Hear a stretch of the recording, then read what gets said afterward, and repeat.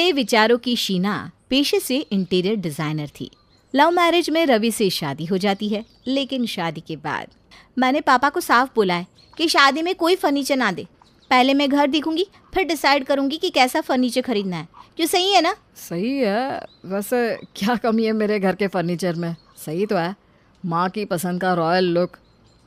Royal look बंगलों में अच्छा लगता है, 3 कमरों के फ्लैट में नहीं, समझे? बड़े बड़े फर्नीचर हैं। अरे पूरे घर में चलने की जगह नहीं है। देख लो भाई, तुम ठहरी इंटीरियर डिज़ाइनर, तुम्हारा अपना टेस्ट है और माँ का अलग टेस्ट है घर को सजाने का। खैर, रीना कुछ दिन बाद जब काम से फ्री होती तो कभी घर का नाप लेती, तो कभी सामान यहाँ वहाँ खिसकाती। सास रोज़ शीना को देखती कि वो क्या कर रही है, लेकिन कुछ नहीं बोलती। फिर एक दिन सास देखती है कि शीना घर के फर्नीचर की फ़ोटो खींच रही है। ये क्या कर रही है बहू? फ़ोटो क्यों ले रही है घर के फर्नीचर की? वो क्या है ना माँ जी, घर का सारा सामान ऑनलाइन बेच रही हूँ और फिर अपने तरीके से लूँगी। देख, कल तो तू मेरी भी फ़ोटो ले रही थी, कहीं हमें भी तो नहीं बेच रही ना? कैसी बात कर रही हैं माँ जी, अब इस उम्र में आपको कौन ही खरीदेगा। अब ये ना बोल बहू, एक बार तेरे को कोई देखे ना देखे, हमें देखने वाले बहुत है, समझी? वैसे मेरे घर का कोई सामान कहीं नहीं जाएगा। अगर तुझे घर सजाना है तो मेरे मरने के बाद सजाना। ये क्या बात होती है माँ जी? ये तो कोई बात नहीं होती। मैं नहीं मान सकती ये बात। देखिए, मैं ना इंटीरियर डिज़ाइनर हूँ। कल को मेरे घर कोई आता है तो क्या बोलेगा, कितना ओल्ड फैशन है। देख बहू, माना मैं पुराने तरीके से घर सजाती हूँ, पर ये मेरा तरीका है। और हाँ, तेरी तरह मुझे भी घर सजाने का शौक़ था। बस मैंने कोई कोर्स नहीं किया दूसरों के घर सजाने के लिए। मैंने खुद के दिमाग से खुद का घर सजाया, समझी? बहू को गुस्सा आ जाता है कि भाई ये क्या मजाक है, उसके जैसी हाई प्रोफाइल डिज़ाइनर ऐसे घर में रहेगी? ना बाबा ना। अगले रोज़ कोई तो तरीका निकालना होगा इस अजायब घर को घर बनाने के लिए। मैं इस घर में कैसे रह सकती हूँ? ये तो संभव ही नहीं है। क्या संभव नहीं है बहू? यही माँ जी, इतना बड़ा क्रॉकरी रखने के लिए शोकेस कौन रखता है, वो भी रास्ते में। मैं क्या सोच रही हूँ, इसे हटा ही देते हैं। रास्ते में? कहाँ रास्ते में? अरे बहू, किसके रास्ते में? ये मुझे तो साइड में लग रहा है। माँ जी, आप नहीं समझेंगी, आंखों में ना चुभ रहा है, जैसे आर्ट सा लग रहा है, स्मूथ नहीं है। क्योंकि ये फ्यूज़न है, पता है? ये जो अलमारी है ना, वो राहुल के दादा के ज़माने की है। तब वे जंगल जाते थे शिकार करने, वहीं से लेकर आए थे। हाँ माँ जी, लेकिन अब तो ये पुराना हो गया है। कब वो जंगल जाते थे, अब तो वो ज़माना ही नहीं रहा। तो ना रहे, पर ये अलमारी यहाँ से नहीं हटेगी। बोल दिया तो बोल दिया, समझी? सास तो चली जाती है, लेकिन थोड़ी ही देर में बेल बजती है। दरवाजे में बहू की हाई प्रोफाइल सहेलियाँ होती हैं। अरे रिंकी मिन्नी, आओ आओ, कैसे आना हुआ? यार, तेरे घर साड़ी पहनकर नहीं आई, तेरी सास कुछ बोलेगी तो नहीं ना? अरे नहीं, ये लोग ना नए विचारों के हैं। वैसे कैसे आना हुआ? अरे ये बोल रही थी, तूने मायका तो चमका कर रखा है, चल देखिए ससुराल को कैसे डिज़ाइन किया है। लेकिन ये क्या, जैसे ही उन लोगों की नज़र घर के अंदर पड़ती है तो हैरान रह जाती हैं। वो कुछ कहती तभी सास भी आ जाती है। अरे बहू, तेरी सहेलियाँ आई है, आओ आओ बैठो। बहू, सहेली को बिठाओ। क्या खाना है इन लोगों को मुझे बता दो, मैं बना देती हूँ। सास चली जाती है किचन में और सहेलियाँ पूरा घर घूर घूर कर देखती हैं। यार ये क्या, ये तो लग रहा है जैसे बाबा आदम के ज़माने का घर है। सारी फर्नीचर इतने पुराने। क्या बोलूँ यार, मेरी सास अपना पुराना फर्नीचर बाहर रखने को तैयार ही नहीं है। मैं कैसे लाऊं नया फर्नीचर? बस इतनी सी बात, मेरी सास भी ना ऐसी ही थी। मैंने तो जो गोटी खेली, अब तो वो खुद पुरानी चीज़ें निकाल कर मुझे देती है कि बेचकर नहीं ले आ बहू। बहू इम्प्रेस? यार सच में ऐसा हो सकता है? बताओ ना यार, मुझे भी वो आइडिया। मैं तो बहुत ही परेशान हूँ। मेरे कमरे का बेड तो इतना चूं चूं चूं की आवाज़ करता है कि नींद ही नहीं आती। घर के बाहर वो देख, क्रॉकरी की अलमारी कैसे रास्ते में खड़ी है चाड़ी होकर, जैसे मुझे चिढ़ा रही हो। तू तो मुझे बदल कर दिखा। अरे यार, क्रॉकरी भी इतनी भारी और मोटी है कि एक प्लेट उठाते ही सांस फूल जाती है। लेकिन सासू माँ कुछ भी बदलने को तैयार ही नहीं। तो तू अपने पापा को क्यों नहीं बोलती कि सारा नया फर्नीचर दे दे? अरे मैंने तो वही सोचा था कि पहले इनके घर आऊँगी, घर का एरिया और लुक देखूंगी, उस हिसाब से नया फर्नीचर लूँगी। लेकिन यहाँ आकर तो सास ने जो बुरा हाल कर रखा है क्या बताऊँ यार। मेरी तो सारी डिज़ाइनिंग की पढ़ाई ठप है जब मैं खुद का घर ही नहीं सजा सकती। बहू बात कर रही थी कि सास आ जाती है हाथ में ढेर सारा चाय नाश्ता लेकर। देखो ना, तुम लोग ही इसे समझाओ, आए दिन घर के फर्नीचर को बेचने की बात करती है। अरे सास भले ही इंटीरियर डिज़ाइनर ना सही, लेकिन थोड़ा बहुत घर सजाना तो मुझे भी आता है क्या। आंटी जी बिल्कुल, बस वो वाली जो अलमारी है ना वो थोड़ी सी और लग रही है, लेकिन फिर भी ठीक है। ओके। सास को ये सुनकर गुस्सा आता है। पता है कितनी महंगी है वो अलमारी?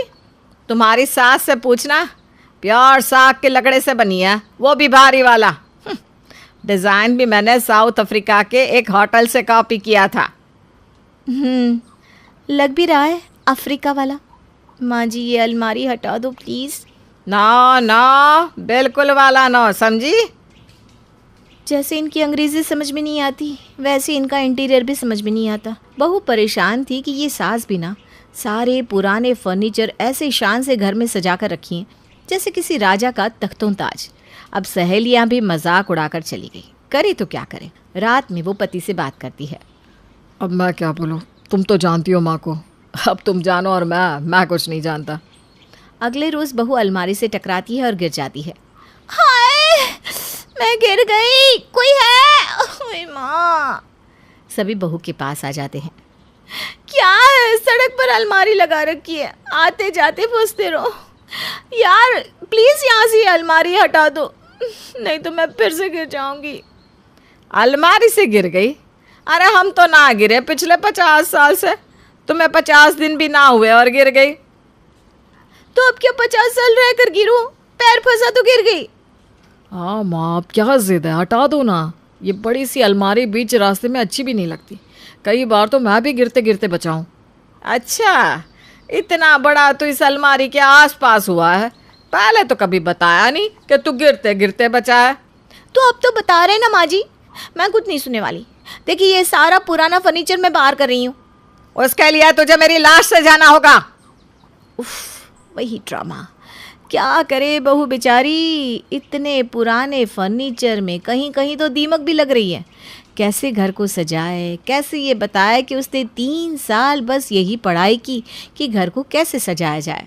लेकिन जब बात खुद के ससुराल की आई तो बात हो गया। ये क्या बात होती है कि लाश के ऊपर से फर्नीचर लेकर जाना।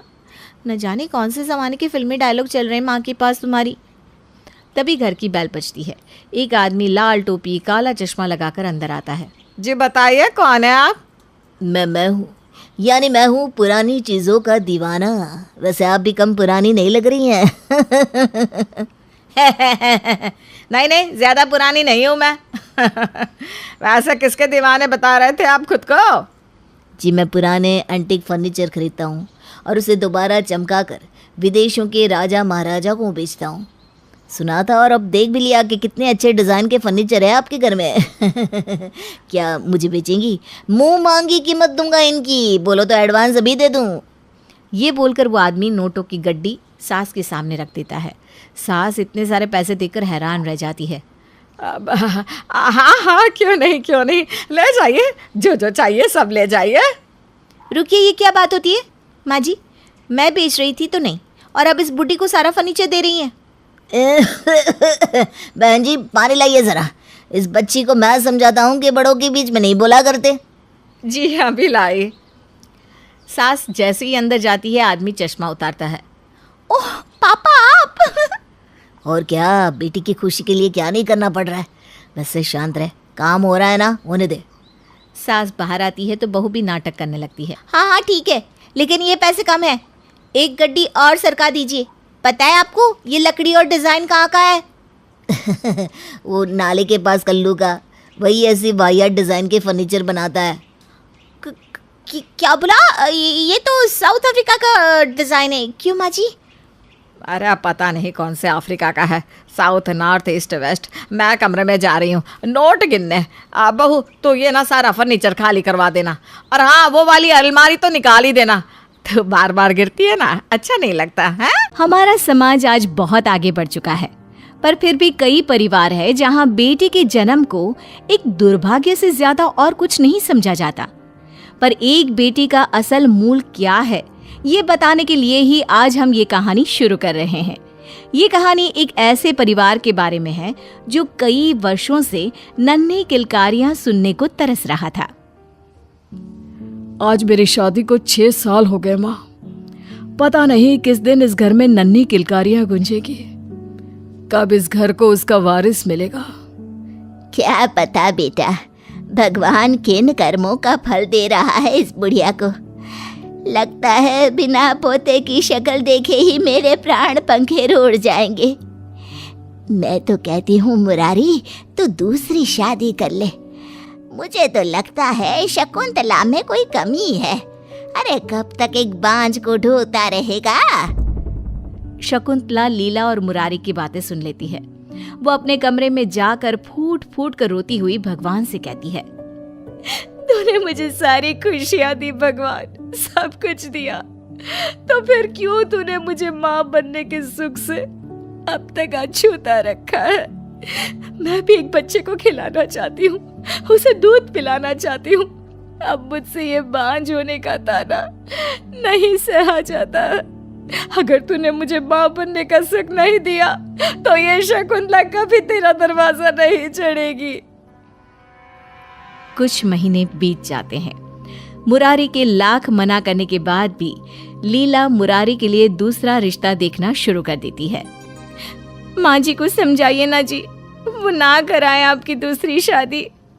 तुझे क्या लगता है मैं तुझे छोड़ना चाहता हूँ? कभी नहीं शकुंतला, पर क्या करूं, मेरी माँ मेरी बात सुनती ही कहाँ है। मुरारी और शकुंतला बात कर ही रहे होते हैं, तभी अचानक शकुंतला को उल्टी आने लगती है। वो भागती हुई घर के आंगन में जाती है। तुम ठीक तो हो ना शकुंतला? घबराइए मत, ये तो खुशी की बात है। भगवान ने हमारी मुराद सुन ली जी, मैं माँ बनने वाली हूँ। पूरे परिवार में मानो खुशी की लहर दौड़ पड़ती है। लीला जो हमेशा शकुंतला को ताना दिया करती थी, अब उसे एक काम ना करने देती और दिन रात उसकी खातिरदारी किया करती। अरे अरे शकुंतला, तू कहाँ चल दी? तू बस आराम कर, अभी मुझे अपने पोते का मुंह भी तो दिखाना है ना तुझे। पोता ही क्यों, पोती भी तो हो सकती है ना माँ जी। मेरे घर तो पोता ही होगा, और अगर पोती हुई तो उस अभागिन को लेकर मेरे घर से चली जाना, तू समझी? लीला की बात सुनकर शकुंतला बहुत घबरा जाती है। जैसे तैसे 9 महीने बीत जाते हैं और जिसका डर था वही होता है। शकुंतला एक नन्ही सी बेटी को जन्म देती है। बेटी को जन्म देते ही उसकी हालत बहुत गंभीर हो जाती है और वो मुरारी से कहती है, सुनिए जी, माँ जी हमारी बेटी को हमारे घर में नहीं रहने देगी। पता नहीं कितने पल बाकी है मेरे जीवन के, मुझसे वादा कीजिए मेरी बेटी हमारे ही घर में बड़ी होगी। ये कहते कहते ही शकुंतला दम तोड़ देती है। उसकी मौत के बाद मुरारी का जिंदगी से मन उबने लग जाता है। लीला को नेहा यानी कि शकुंतला की बेटी फूटी आंख न सुहाती।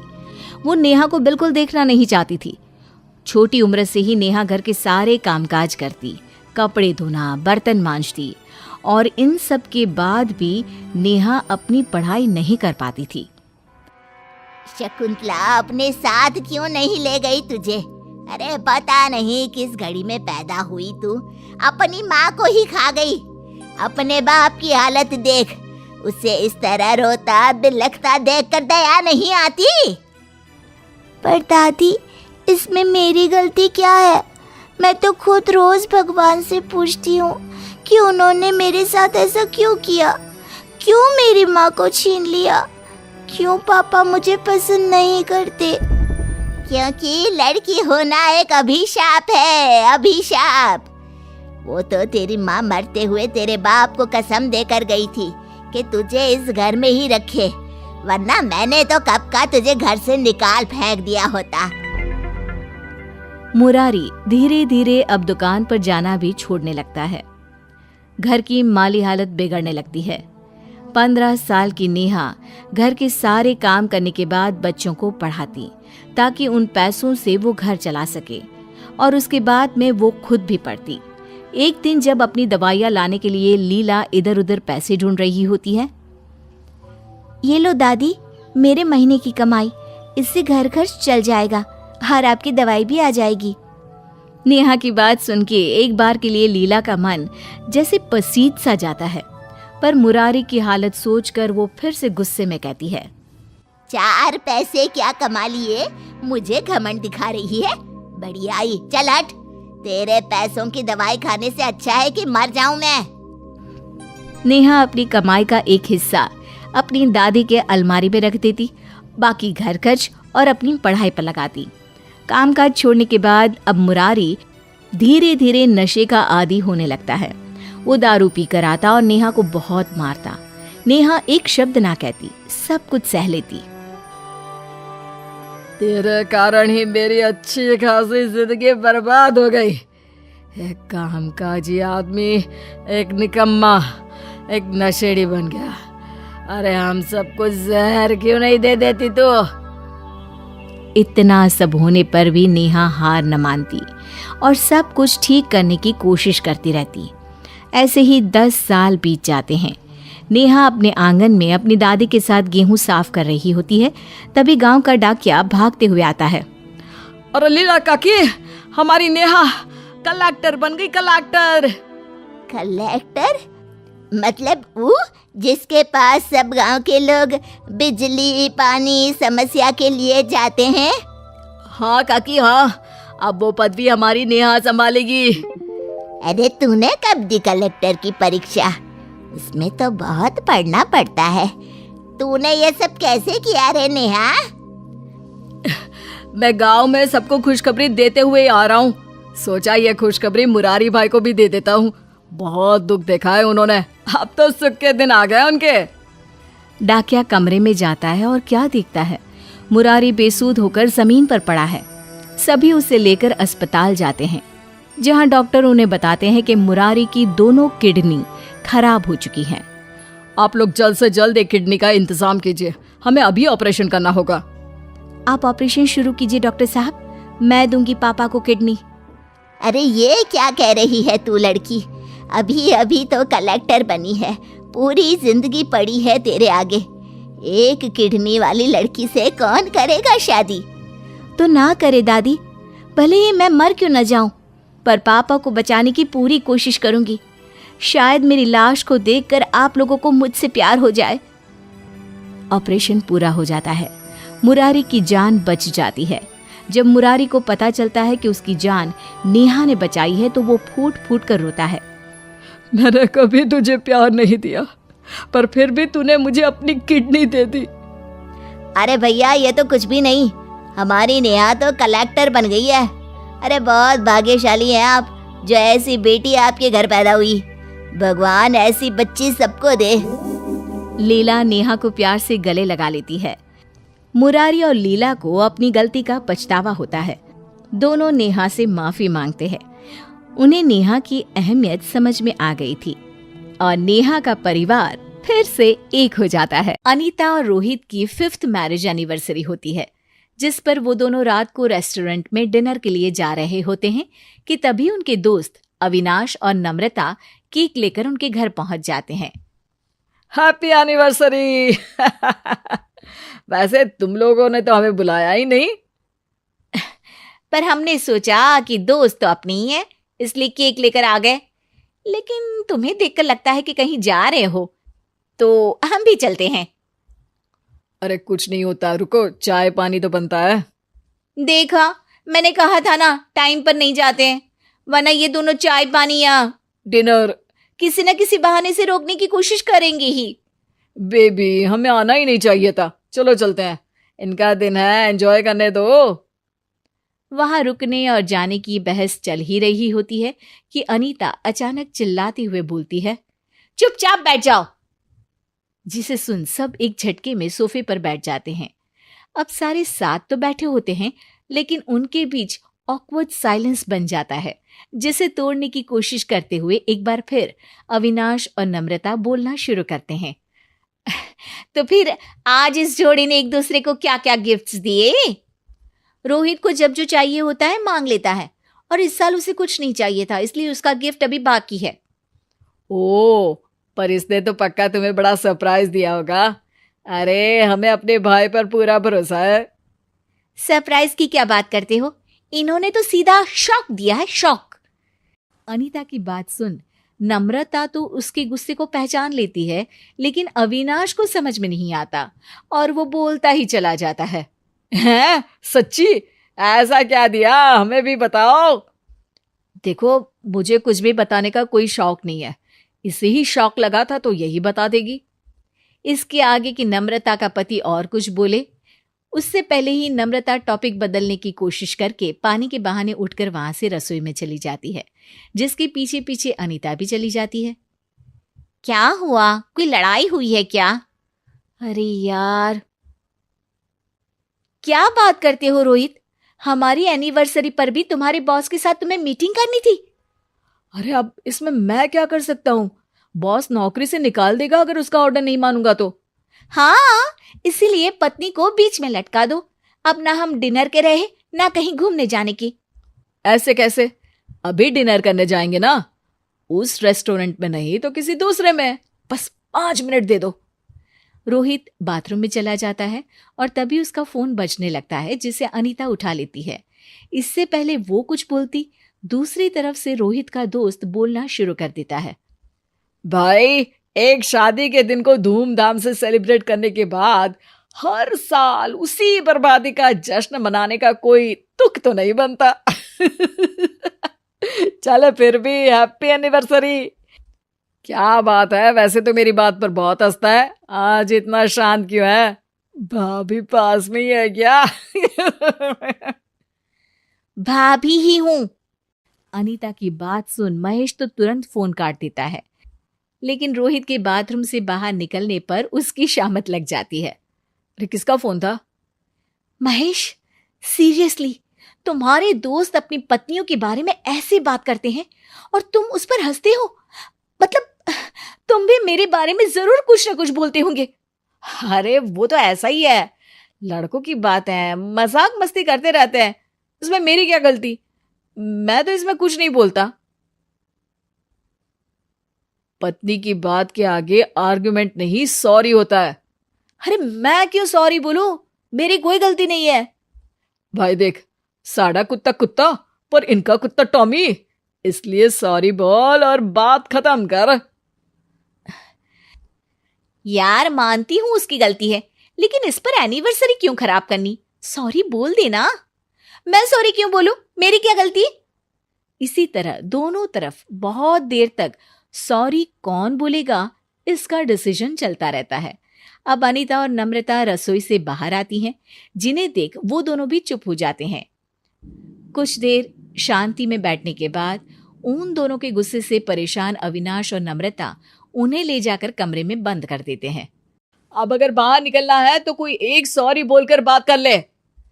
अविनाश की बात सुन अनीता और रोहित एक दूसरे को देखते हैं, लेकिन सॉरी के लिए अभी भी कोई तैयार नहीं होता। अब अनीता वहां बैठी बैठी कमरे की सफाई करने लगती है और रोहित फोन चलाता रहता है। इसी तरह कुछ घंटे बीत जाते हैं। केक काटे? हाँ, आई लव यू। डिट्टो। दोनों खुश होकर नम्रता को दरवाजा खोलने के लिए कहते हैं और बाहर निकलकर खुशी खुशी केक काटते हैं। देखा, मैंने कहा था ना, जब गलती समझ आएगी तो अपने आप सॉरी बोल देगा। अरे, मैंने कोई सॉरी नहीं बोला। अरे, क्या बात कर रहा है भाई? मतलब अनीता ने तुझे सॉरी कहा? ऐसा मेरे साथ कभी नहीं हुआ। देखा बेबी, पत्नियां भी सॉरी बोलती हैं, कुछ सीखो। मैंने भी सॉरी नहीं बोला। है? बिना किसी के सॉरी बोले प्रॉब्लम सॉल्व कैसे हो गई? अरे कभी कभी ना गलती किसी की नहीं होती, बस एक सिचुएशन होती है और बिना गलती के सॉरी भी नहीं बनता। रही बात सिचुएशन की, तो उसमें बस अपना प्यार याद रखो, सब ठीक हो जाएगा। वाह, इसे कहते हैं सच्चा प्यार। अरे कल तक तो हर बात पर मेरा सॉरी बोलना तुम्हारे लिए सच्चा प्यार था। उसके बारे में घर जाकर डिसाइड करते हैं।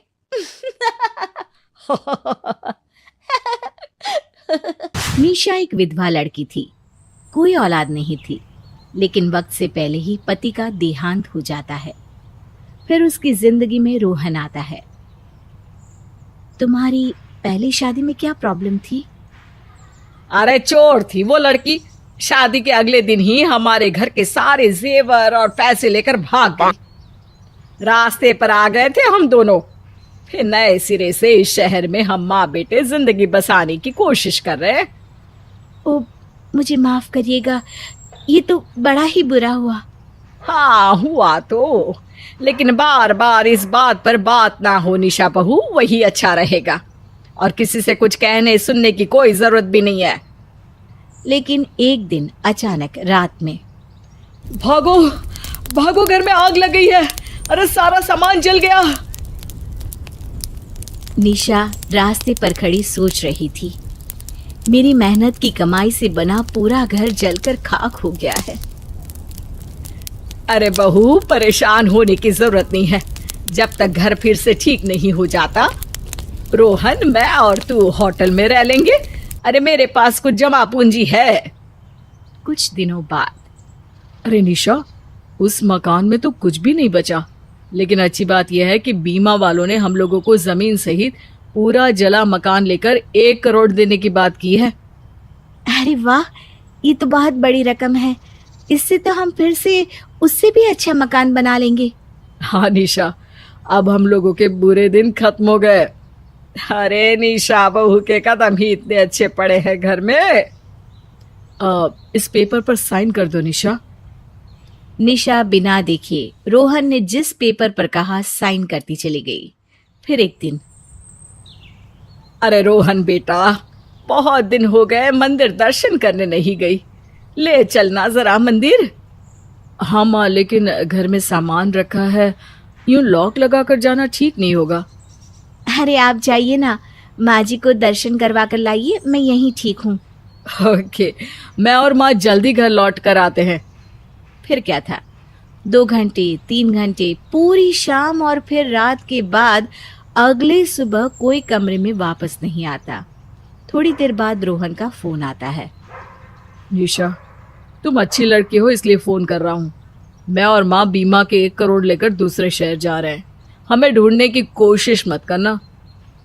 अब तक निशा समझ चुकी थी कि पहले पति के मौत के बाद दूसरे पति से उसे धोखा मिला है। पूरी तरह से टूट चुकी निशा को होटल वाले पैसा ना देने के कारण निकाल देते हैं। अब कहाँ जाऊं, पैसे भी नहीं है और कोई रिश्तेदार भी नहीं। तभी उसे एक होटल के बाहर नौकरी का बोर्ड लगा दिख जाता है। सुनिए, मुझे इस नौकरी की तलाश है। ठीक है, तुम्हें सुबह 6 बजे उठकर रात के 12 बजे तक काम करना होगा। बदले में तुम्हें थोड़े पैसे, खाना और पीछे वाले कमरे में रहने की जगह मिल जाएगी। मंजूर है? निशा, जो कि पढ़ी लिखी लड़की थी, सोचा जब तक अच्छी नौकरी नहीं मिल जाती ये काम करना कोई गलत बात नहीं होगी। हाँ, मुझे मंजूर है। अब निशा कड़ी मेहनत करती, उसके हाथ का खाना लोगों को पसंद आने लगता है। फिर एक दिन, अरे ये खाना किसने बनाया है, मुझे उससे मिलना है। हाँ हाँ ज़रूर मिलिए, लेकिन वो हमारी परमानेंट खाना बनाने वाली नहीं है मैम। मैं अभी उसको बाहर निकाल देता हूँ। ओए निशा, जल्दी बाहर आ जा। निशा भी डर कर बाहर आती है। सर झुकाकर निशा कहती है, मुझे माफ कर दीजिए, मुझे इस नौकरी की बहुत जरूरत है, मुझसे गलती हो गई। अरे मैंने तो कुछ भी कहा नहीं है, मैं तो कह रही थी कि ए लड़की, निकल यहाँ से, नहीं रखना तुझे। लेकिन मेरी गलती क्या है? इन मैम को तेरा खाना अच्छा नहीं लगा। उस औरत को अब गुस्सा आ जाता है। क्या मैंने ये कहा? मुझे तो इसका खाना इतना अच्छा लगा कि मैं इसे इनाम देना चाहती थी, लेकिन अब तो मैं इसे अपने साथ अपने घर लेकर जा रही हूँ। निशा भी उस महिला के साथ उसके घर कुक बनकर चली जाती है। अब निशा के पास वक्त होता है कि वो अच्छी नौकरी की तलाश कर सके। वो रिज्यूम डालती और नौकरी के इंटरव्यू का इंतजार करती। एक दिन, अरे वाह, ये नौकरी का इंटरव्यू! मैंने तो कभी सोचा ही नहीं था कि मेरी जिंदगी में इस जगह से भी कॉल आ सकता है, लेकिन मेरे पास तो ऐसे कोई कपड़े है ही नहीं। निशा अपने बचाए पैसे को लेकर कपड़े लेने जा ही रही होती है कि रास्ते में उसे एक अच्छे घर का, लेकिन थोड़ी फटेहाल हालत में एक लड़का पैसा मांगता दिखता है। प्लीज कुछ पैसों की मदद कर दीजिए, मेरी नौकरी लगते ही मैं वापस कर दूंगा। मैं पढ़ा लिखा इंसान हूँ, बस वक्त और हालात का मारा हुआ हूँ। निशा को उसे देखकर अपने दिन याद आते हैं कि कैसे वो भी रास्ते में आ गई थी। ये लो, सारे रख लो। ये तो किसी काम के पैसे लगते हैं। हाँ, वो कल मेरा एक जॉब इंटरव्यू है। पैसे जमा किए थे कि अच्छे कपड़े ले लूंगी, पर कोई बात नहीं, नौकरी लगनी होगी तो मेरी योग्यता के दम पर लग ही जाएगी। पैसों की जरूरत मुझसे ज्यादा तुम्हें है। फिर क्या था, जैसे ही वो लड़का पैसे लेता है, ढेर सारा मीडिया का कैमरा और माइक उन लोगों के सामने आ जाता है। निशा घबरा जाती है।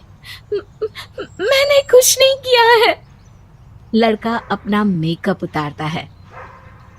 ओह, तुम तो वो हीरो हो ना, रोहित कुमार। माफ कीजिए, मैंने आपको पहचाना नहीं। दरअसल मैंने अपना भेष बदला था। मैं शादी के लिए लड़की की तलाश कर रहा था। आपको क्या कमी है लड़कियों की? हाँ, पता है नहीं है, लेकिन वो असल जिंदगी में कैसी होंगी ये मैं नहीं जानता। इसलिए मैंने ये नाटक किया कि कोई साफ दिल की लड़की मुझे मिल जाए। तुम सच में बहुत अच्छी हो। अरे नहीं नहीं, वो तो मैंने इसलिए मदद की क्योंकि ये वक्त मैं भी देख चुकी हूँ। हाँ, तुम्हें अपना बुरा वक्त याद है और तुम उस हालत में किसी को नहीं देखना चाहती। तुम्हारे पास जो कुछ जमा पूंजी थी तुमने मुझे दे दी। इससे ज्यादा साफ दिल और क्या हो सकता है? क्या तुम मुझसे शादी करोगी?